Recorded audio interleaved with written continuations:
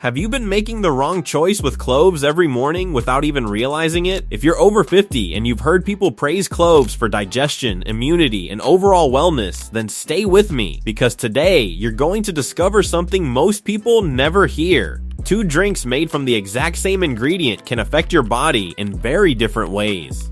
One of them tends to work with your body gently and consistently as you age. The other can be surprisingly demanding on the system when used too often. And before this conversation is over, you'll know exactly which one is usually the better fit after 50, why the difference matters, and how to use it in the simplest way possible. What many people don't realize is that the way a natural ingredient is prepared can completely change how the body responds to it. 2 cups can look similar sitting on a kitchen table, yet one may feel noticeably stronger while the other feels much gentler. The difference isn't in the cloves themselves. The difference is in how those cloves are introduced into the water. As we get older, these details begin to matter more than they once did. What felt perfectly comfortable at 40 may feel unnecessarily intense at 65. What once seemed too mild to bother with may suddenly become exactly what the body appreciates most. That's why today we're going to compare clove tea and clove water side by side. We'll look at how each one is made, how each one behaves inside an aging body, and why one of them often turns out to be the smarter everyday choice after 50. And at the end, I'll give you a clear answer so you can decide what fits your own routine best. Before we compare the drinks themselves, let's take a moment to appreciate the tiny ingredient at the center of this discussion. Those small brown cloves sitting in a spice jar are not seeds. They're not berries either, even though many people assume they are. Cloves are actually dried flower buds harvested before they have a chance to bloom. For centuries, they were among the most sought-after spices in the world, traded across continents and valued highly for both their flavor and their traditional uses. What gives cloves their recognizable character is a natural compound called eugenol. If the name doesn't sound familiar, the sensation probably does. Eugenol is responsible for that warm, slightly spicy feeling associated with cloves. It's also the reason cloves have been used for generations in remedies related to oral comfort and soothing applications. But here's where things become interesting. The amount of eugenol and other active compounds that end up in your cup depends heavily on how you prepare the cloves. The same flower bud can produce a dramatically different drink depending on whether heat is involved or not. That single fact is what creates the entire difference between clove tea and clove water. What makes this comparison especially important after the age of 50 is that the body rarely responds to natural remedies in exactly the same way it did decades earlier. Many people spend years searching for the one ingredient that will transform their health, yet they often overlook a much simpler reality. The body doesn't just respond to what we consume, it responds to how much we consume, how often we consume it, and how intensely those compounds are delivered. That distinction becomes increasingly important with age. When we're younger, the body often has a remarkable ability to adapt. We can skip meals, overindulge during holidays, drink strong beverages, and recover without giving it much thought. But over time, the body's priorities begin to change. Comfort becomes more important. Consistency becomes more important. Recovery becomes more important, and this is where preparation methods begin to matter far more than most people realize. Imagine 2 people using the same ingredient every morning. One chooses the strongest possible version because they assume stronger must mean better. The other chooses a gentler version that feels easy to tolerate and easy to repeat day after day. A month later, which habit is more likely to still exist? In many cases, it's the one that fits naturally into everyday life. Health habits don't succeed because they are impressive. They succeed because they are sustainable. This principle appears everywhere. A simple walk repeated daily often produces more lasting benefits than an intense exercise routine that lasts only a week. A balanced meal pattern often works better than a strict diet that feels impossible to maintain. And when it comes to herbal drinks and spice infusions, moderation frequently proves more valuable than intensity. That doesn't mean stronger preparations have no place. They absolutely do. The question is simply whether they belong in an occasional routine or an everyday one. This is something many older adults discover through experience. There comes a point where the goal is no longer to overwhelm the body with powerful interventions. The goal becomes supporting the body in ways that feel comfortable and realistic. Small actions, repeated consistently, those are often the habits that last. Another factor worth considering is hydration. Many people over 50 are surprised to learn that mild dehydration becomes increasingly common with age. The sensation of thirst can become less noticeable, even when the body needs more fluids. As a result, some people spend much of the day slightly underhydrated without realizing it. This is one reason gentle infused waters have become so popular. They encourage fluid intake without requiring a major change in routine. A person who might forget to drink plain water may find themselves reaching more often for a lightly infused drink simply because it feels more interesting. And when a habit encourages hydration, the entire body can benefit. Digestion depends on adequate fluids. Circulation depends on adequate fluids. Even energy levels can be affected by something as simple as not drinking enough water throughout the day. This doesn't mean clove water is a miracle drink. No single beverage deserves that title, but it does mean that combining hydration with a simple daily ritual can be surprisingly valuable. There is also a psychological element that deserves attention. Morning habits have a unique influence on the rest of the day. The first few choices we make often set the tone for everything that follows.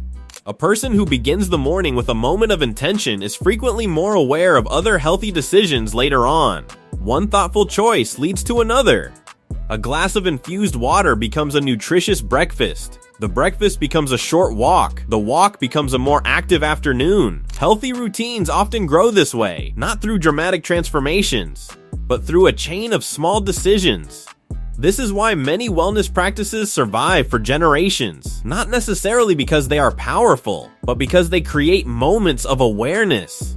Moments that remind us to pay attention to our bodies, to slow down, to notice how we feel. And perhaps that is one of the most overlooked benefits of all. The simple act of preparing cloves the night before, pouring the water in the morning, and taking a few quiet sips creates a pause in a world that rarely slows down. A pause to check in with yourself. A pause to begin the day intentionally. And when viewed from that perspective, the discussion becomes about more than cloves. It becomes about the kind of relationship we choose to have with our health. Do we constantly search for stronger solutions? Or do we embrace small habits that quietly support us over time? That question is worth keeping in mind as we finally compare these two preparations directly. So which preparation method is better suited for someone over 50? Let's begin with the more familiar option, clove tea. Most people know exactly what this looks like. A few cloves are placed into hot water or boiling water and left to steep for several minutes. Usually somewhere between 5 and 10 minutes is enough to create a dark aromatic drink with a powerful scent. The important thing to understand is that heat changes everything. When boiling water comes into contact with cloves, it acts like a powerful extractor. It quickly draws essential oils and active substances from the buds and releases them into the liquid. As a result, the tea becomes much more concentrated. You can notice this immediately. The aroma is stronger. The flavor is stronger. The warming sensation is stronger. From the very first sip, you can tell that this is not a mild beverage. The eugenol is present in significant amounts, and the body feels it. For some situations, that's exactly what makes clove tea appealing. Many people enjoy it when they feel under the weather. The warmth can be comforting during cold weather. It may feel soothing on the throat, and the steam rising from the cup creates a sense of comfort that many people associate with recovery and rest. There is also something undeniably pleasant about the ritual itself. Holding a warm mug between your hands on a chilly morning, taking slow sips while the house is still quiet, feeling the warmth spread through your body. It's easy to understand why so many people become attached to the habit. However, this is also where we encounter the side of the story that often gets overlooked. The same concentration that makes clove tea feel powerful is also what can make it less suitable as an everyday drink for many older adults. As we age, the body processes things differently. Digestion becomes more sensitive. Recovery can be slower. Strong substances that once seemed insignificant may suddenly feel much more noticeable. A concentrated clove tea can sometimes feel too intense for people with sensitive digestive systems. Some individuals experience stomach discomfort when drinking strong spice-based beverages regularly. Others notice irritation or heartburn, especially when the drink is consumed on an empty stomach. And there is another consideration. Because of its warming and stimulating nature, clove tea isn't always the best companion late in the evening. Yet that is often exactly when people crave a hot drink. While everyone responds differently, some people find that strong spiced beverages are not the most relaxing choice before bedtime. None of this means clove tea is bad, far from it. It simply means that its strength can be both an advantage and a disadvantage depending on the person and the situation. Think of clove tea as the stronger option, the more concentrated option, the one that makes its presence known immediately. And after 50, stronger is not always better. A gentle practice repeated every day can sometimes accomplish more than a powerful intervention used occasionally. Clove water reflects that philosophy perfectly. Instead of delivering a concentrated burst, it offers a softer introduction to the compounds found in cloves. Because of that, many people find it easier on digestion and easier to incorporate into a daily routine. Older adults frequently report that gentle habits are the ones they maintain longest. A drink that feels comfortable every morning is far more likely to become part of life than something that occasionally feels overwhelming. Many people enjoy clove water because it feels light. Some notice that it supports comfortable digestion. Others appreciate that it doesn't sit heavily in the stomach. The experience is subtle. Nothing dramatic, nothing overwhelming, just a mild, easy drink that becomes part of a steady routine. Imagine watering a garden. If you pour an entire bucket onto a small plant, much of the water runs off before it can be absorbed. But when you water slowly and consistently, the soil has time to soak everything in. The body often works the same way. Especially after 50, gentle and consistent usually wins over intense and occasional. Of course, clove water has limitations too.